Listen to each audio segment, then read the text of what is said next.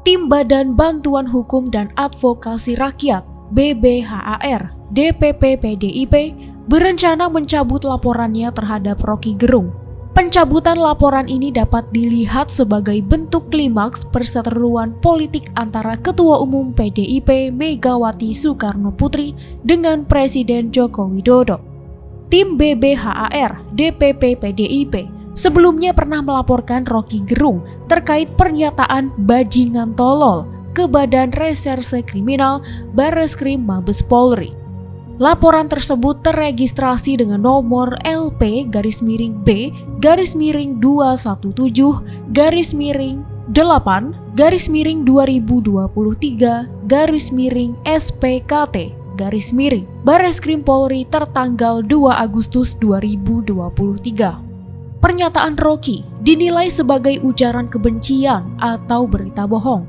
Ia dituding melanggar pasal 28 ayat 2 Undang-Undang Informasi dan Transaksi Elektronik dan atau pasal 14 dan atau pasal 15 UU nomor 1 tahun 1946. Belakangan muncul kabar bahwa tim BBHAR DPP PDIP akan mencabut laporan tersebut. Perwakilan tim BBHAR DPP PDIP Johannes Oberlin L. Tobing mengaku berubah pikiran dan tidak perlu memperkarakan pernyataan Roky. Pengamat politik Citra Institute Yusak Farhan berpendapat upaya pencabutan laporan itu dapat diartikan sebagai tanda afirmasi dari PDIP terhadap pernyataan Roky. Menurut Yusak, berubahnya sikap PDIP itu dipicu oleh bergesernya arah dukungan politik Jokowi ke Prabowo Subianto. Padahal partainya Jokowi, PDIP, telah mencalonkan Ganjar Pranowo sebagai capres pada 2024. PDIP merasa apa yang disampaikan Roky adalah sesuatu yang benar. Pasca Jokowi melabuhkan dukungan politiknya ke Prabowo, PDIP tampak berbalik arah dan cenderung bersikap kritis terhadap Jokowi, kata Yusak kepada Forum Keadilan, Jumat 1 Desember 2023. Ia memandang sebelumnya PDIP menjadi tameng Jokowi atas kritikan keras yang dilontarkan Roky. Jadi, pencabutan laporan ini dapat dinilai sebagai klimaks hubungan Jokowi dengan Megawati. Relasi buruk Mega Jokowi mencapai klimaksnya sejak Gibran diambil sebagai calon wakil presiden Prabowo. Pasca ditetapkannya Gibran sebagai cawapres, PDIP tampak mengambil garis konfrontasi dengan Jokowi, termasuk dalam kasus Roky Gerung, terangnya. Kendati begitu, Yusak menganggap bahwa Megawati tidak berani untuk memecat Jokowi dari PDIP karena resiko politik bagi partai berlogo banteng itu cukup tinggi. Bahkan, Jokowi nantinya bisa menyerang balik PDIP dengan sumber daya yang dimiliki.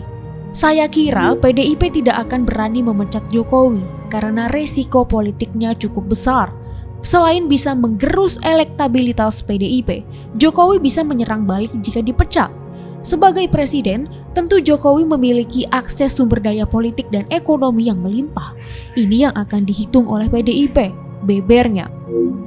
Bagi Yusak, relasi antara Jokowi dan PDIP memiliki hubungan simbiosis mutualisme.